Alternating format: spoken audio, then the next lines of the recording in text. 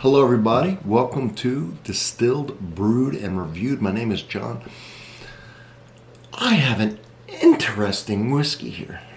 And before I get started on it, I want to do a huge shout out to the guy who let me try this, okay? Jeff. Jeff is a new friend of mine that I work with, I just met recently, who is a bourbon aficionado and who enjoys the channel. And this is the second bourbon he has just graciously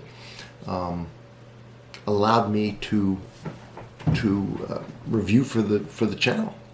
That's huge to me. That really is generous. It helps me out immensely. It helps you out because that's two I don't have to buy now. I could buy two more. That gives us four where I would have just had two. He might find things I can't find. I don't know that I would have gotten this one. This is very interesting. I'm going to try and pick it apart as best I can.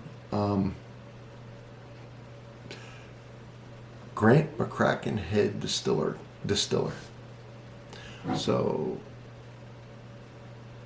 okay, man, I am not on my game tonight. Grant McCracken is the head distiller.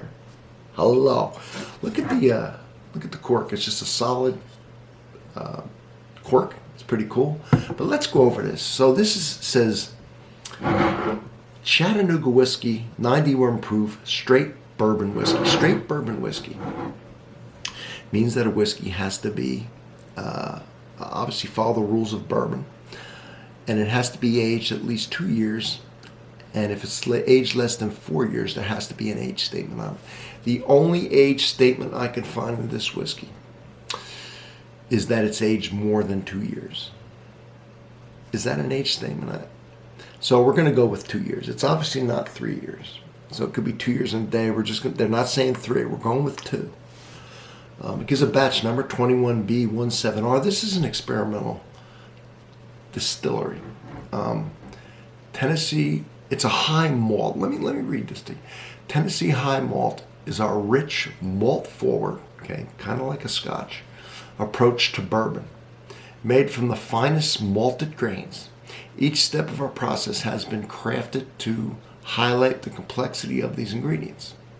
Our signature Tennessee high malt recipe, known to our distillers as Barrel 91, it's 91 proof, was selected from the first 100 barrels produced at our experimental distillery. We hope you enjoy as much as we do.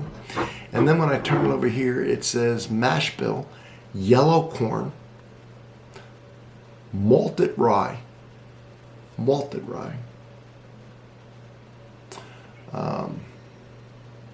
caramel malted barley, and honey malted barley.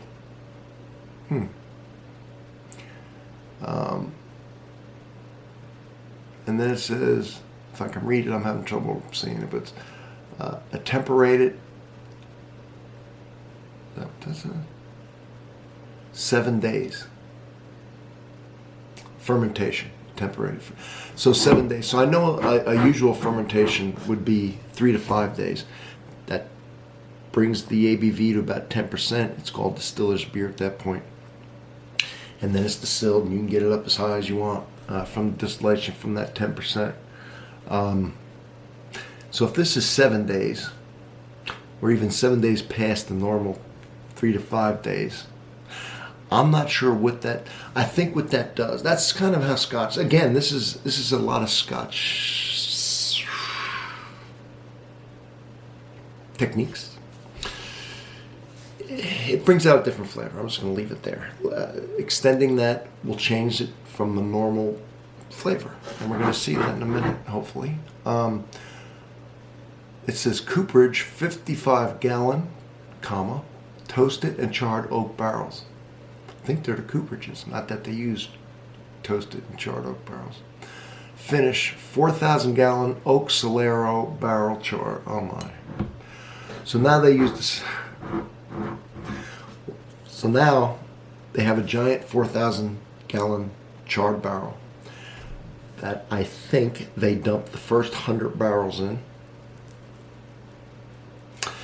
Solero system is where you never empty that. You always, as you take some out, you put some in, and over time, the first whiskey never really goes away because you're never emptying it. So a portion of that always lives on, and over time it adds complexity.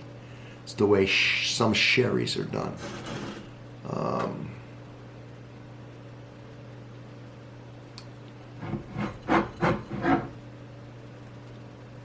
Filtration, non-chill. Okay, that's good.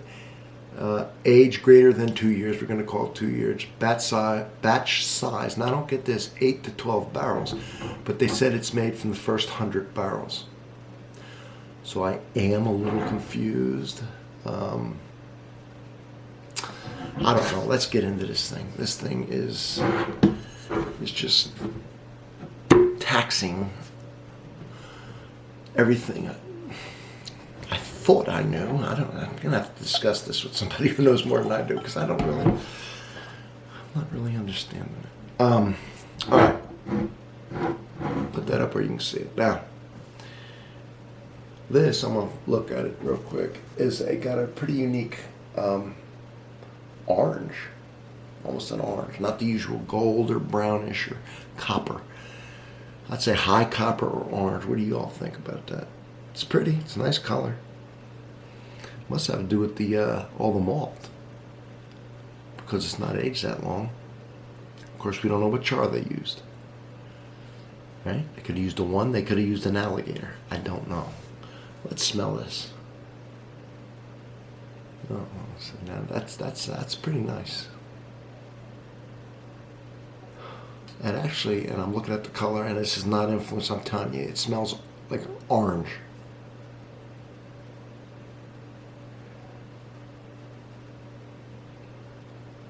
It's got a nice sweetness, orange. A nice toast.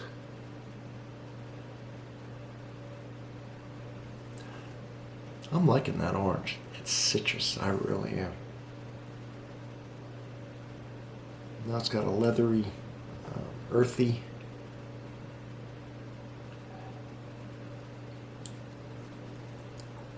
Honey from orange blossoms. I mean, the more I'm nosing it, the more that's going on. Really nice nose to it.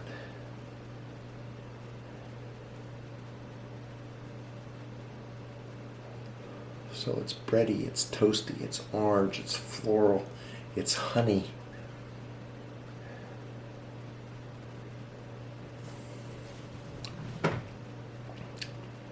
All right, let's get into it because I'm dying to try.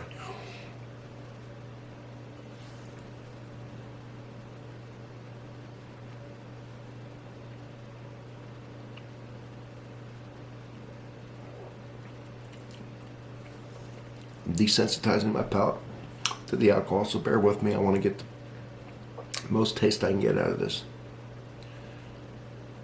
All right.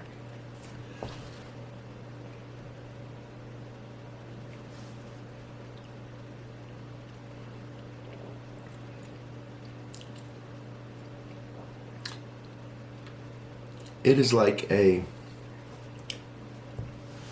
definitely got orange. I mean, there's orange. And I'm enjoying the orange. There's honey. I don't know if it's like honey from. It's not made with this, but it tastes like maybe a honey that was made with orange blossoms. I don't know if orange blossoms would impart an orange flavor, but it is honey. It is like an orange honey type thing. Very cool. Yeah. Usually it's like maple syrup or brown sugar. I'm getting the honey, the orange, and that's pretty strong. It was strong on the smell.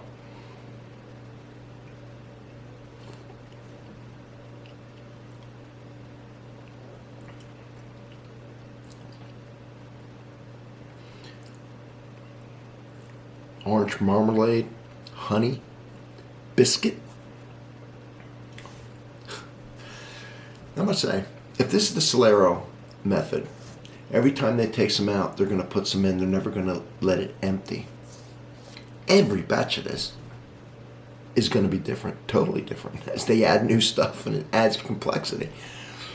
So this is batch 21B17R. It's very good.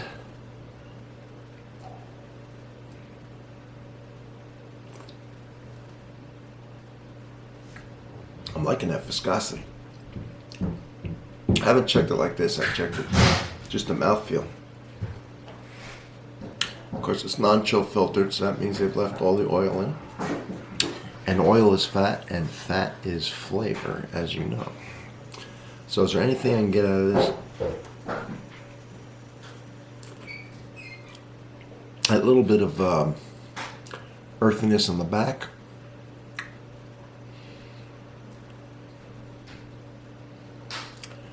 Caramel malt is supposed to actually impart some caramel. I can't say I'm tasting that.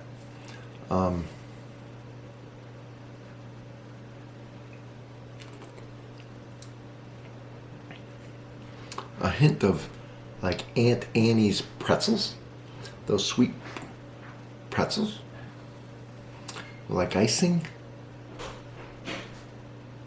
It's very good. It's very sweet. On the finish, I'm getting some nuttiness now. This is a good whiskey. It's very complete. It's very, yeah, it's one to really sip and savor. And I know I'm not wanting to end this because I know I'm going to keep getting stuff out of it. And I hate when I end the video and then I get some cool stuff later. But I think this one is a gift that keeps on giving. So Jeff, thank you, buddy. You did good on this one, man. Yeah, it's number 2 from him. And I really appreciate him doing this. So, in the comments, tell me what you think. Subscribe if you can. Give a comment. Thumbs up. You know it helps the analytics. Helps me. I'll do my end on this. My part on this end of the camera now. Also in the comments, because he's probably going to be reading it, tell Jeff hi, man. Tell him thank you.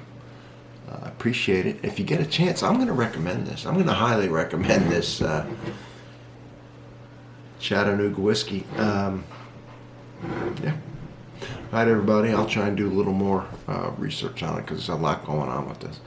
A few things I don't even understand, but I understand the flavor. So, from Distilled, Brewed, and Reviewed, thank you for being here, and I will see you all in the next one.